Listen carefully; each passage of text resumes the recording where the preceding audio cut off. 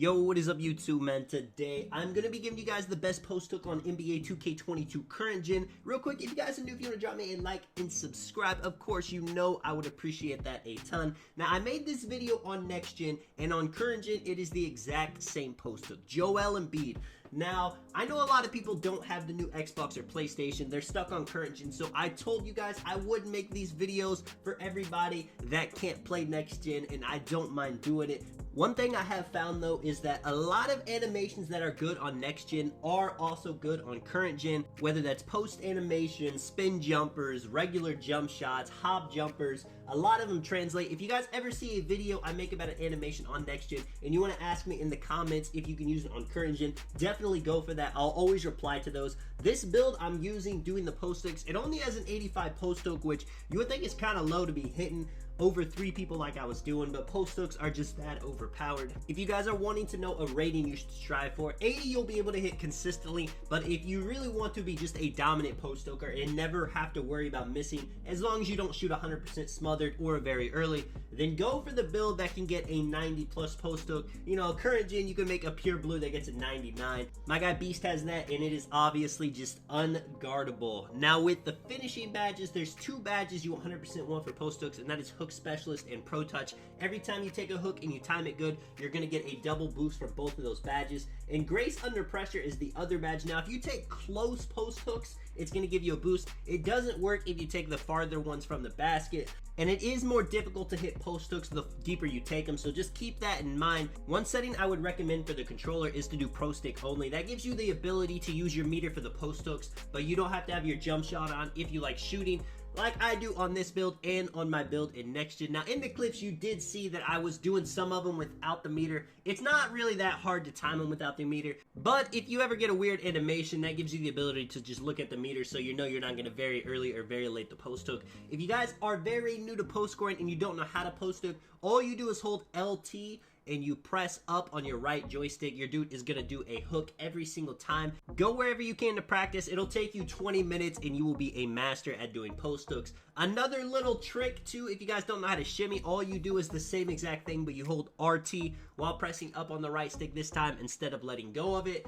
I wish I could give you guys some secrets, some more tips, but to be honest, post hooking is overpowered. As long as you get the timing down, you got the stats, you got your badges, and the taller you are, the better. You know, if you can hook over defenders more so, it's gonna be sweet. You don't really want to be a 6'8" trying to hook over a 7'3". They're more likely to get those red contests, those blocks. To end the video, I got you guys with 2 post scorers on the 2s. Now Beast is a pure inside post scorer. He's got 30 finishing badges, and he's got a lot of speed. He's got a 76 driving dunk. The build is actually very glitchy. He can actually keep up with guards, which is very nice because it would be very difficult if I was the one stuck guarding guards. I'm 7'3". I went with the strength pie chart. I got a lot less speed than him, and you guys are gonna see 2 7'3", well, not 2 7'3s. I'm 7'3", he's 7'2", and we can just dominate people on the 2s especially so easily. Not only is it impossible to defend a 7-foot plus build if you're not at least 7 foot as well,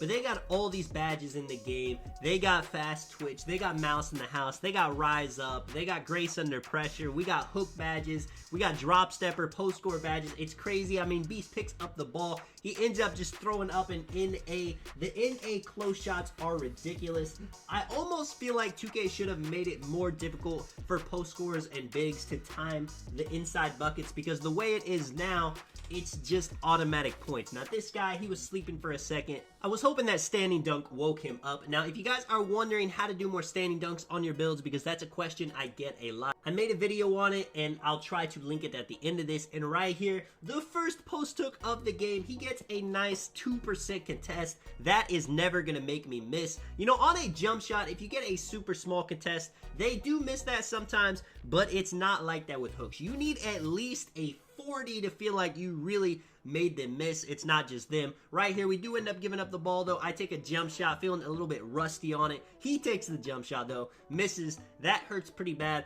Now me me and Beast, our spacing is pretty terrible, so I can spot up corner when he has the ball, but him being a post scorer, a ones player, he doesn't like to pass, so you're going to see instead of dotting me wide open, a lot of the times he's going to go up on these two dudes, and it works out well because the meta on twos is to have, even on threes, is to have a 6'8" big man. Of course, you already know the guard's not going to be able to play any defense on a post score unless they get a strip, and Beast has the ability to get standing dunks, driving dunks, post hooks, close shots.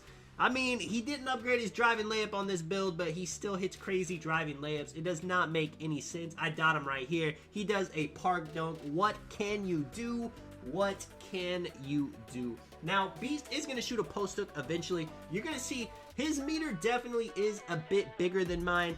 I wouldn't say I regret having an 85 post hook because I did want the ability to shoot on my build, but if you're just wanting to make a straight post score build and you really only care about dominating on the inside, you don't really care about doing post fades, you definitely don't care about shooting, and then a pure blue is what you want. You'll get a 99 post hook, a 99 standing dunk, and a 99 close shot. You can catch the ball on the inside, and nobody is going to stop you. Now, you just got to make sure that you have shooters on your team. If you're playing with a couple slashers, it may be kind of tough, you know. You can definitely score on people double teaming and triple teaming you, but you're not going to have the most fun in the world, especially when you're playing a lot of lockdowns, because we did play a bunch of two-way slashing playmakers, and they were going for non-stop strips. Whether they foul out or they get the steals, it doesn't matter. It makes the games long. You see right there, little post hop shot, fade ace Hall of Fame, hot zone hunter Hall of Fame coming in clutch.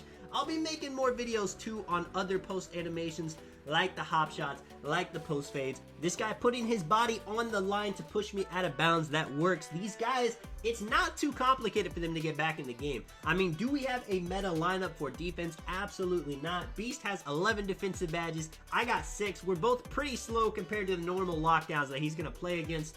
But I'm not too totally sure what he's doing. I mean, what is that? Why is he trying to go for a dunk? He just needs to ISO Beast at the top of the key. He is a playmaker at that, but it's kind of how the meta has went for the game. A lot of people will just rim run to the paint because if you dribble too much, you're going to miss the shot a lot of the time. But right there, he gets a nice catch and shoot three. Not going to miss that, especially with how easy shooting is right here. Telling Beast, lock him up. Let's see what he's got. Let's see how the ISO defense is. Now this guy, you know, he wasn't the best dribbler in the world, but that was a nice dot right there. My man gets in the paint. He throws it back out. You know, probably should have did another catch and shoot, but he's passing again. 4 seconds left. I'm a little, I don't know, but I'm going to smack this out of bounds. Get it out of here. I've seen enough. Dunk the halls. I wish 2K would pay me to come up with these event names. I could definitely come up with Dunk the Halls. Speaking of events, I don't know what that island in the background is. I'm gonna guess it's Treasure Island, but it's snowy, so I'm not totally sure. Ended off with the hook. Let me know if you guys enjoyed the video. Any other post-hook animations you want me to make videos on, and I will catch you guys in the next one, man. I'm out. Peace.